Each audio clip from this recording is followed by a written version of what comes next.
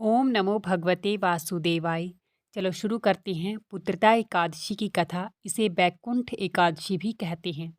भगवान कृष्ण ने युधिष्ठिर के पूछने पर पुत्रदा एकादशी के विषय में बताया कि कि भद्रावतीपुरी में राजा सुकेतुमान राज करते थे। उनकी रानी का नाम चंपा था। राजा सुकेतुमान के विवाह के बहुत दिन बीतने के बाद भी उनके कोई संतान नहीं हुई, जिसके कारण पति पत्नी सदा इस बात से चिंता शोक में डूबे रहते थे। उनके पितृ भी चिंतित रहते थे कि राजा के बाद कोई ऐसा नहीं दिखाई देता जो कि पितरों का तर्पण कर सके। यह सोचकर पितृगण भी दुखी रहने लगे। एक दिन राजा बिना पुरोहित आदि को सूचित किए गहरे वन में चले गए। वहाँ जब जीवों को देखा और घूमते घूमते जब घंटों बीत गए तो राजा को भूख प्यास सताने लगी। उन्होंने सरोवर देखा। उस सरोवर के चारों तरफ मुनियों के आश्रम बने थे। वे सभी वेद पाठ कर रहे थे। उसी समय राजा के दाहिने अंग फड़कने लगे। राजा ने शुभ शकुन समझकर घोड़े से उतरकर मुनियों को दंडवत प्रणाम किया। उनसे वंदना करते हुए बोले, हे महामुनि, आप लोग कौन हैं? आपका नाम क्या है? आप लोग किस काम के लिए यहाँ एकत्रित हुए हैं?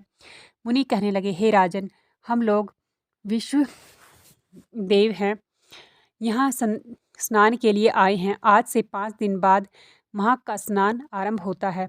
आज संतान देने वाली पुत्रदा एकादशी है, जो व्रत करने वाले मनुष्य को उत्तम पुत्र की प्राप्ति होती है। तुम्हारी क्या इच्छा है?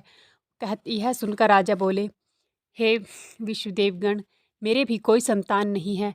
यदि आप मुझे कोई उपाय बताएं तो बड़ी प्रसन्नता होगी। मुनि बोले, हे राजन,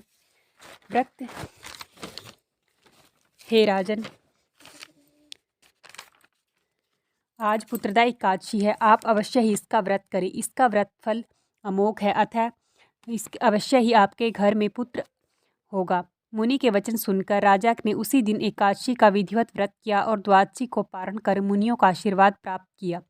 घर गए और कुछ दिन बीतने के बाद रानी ने गर्भ धारण किया और प्रसव काल आने पर उनके एक पुत्र हुआ। वह राजकुमार अत्यंत शूरवीर, यशस्वी और प्रजापालक हुआ।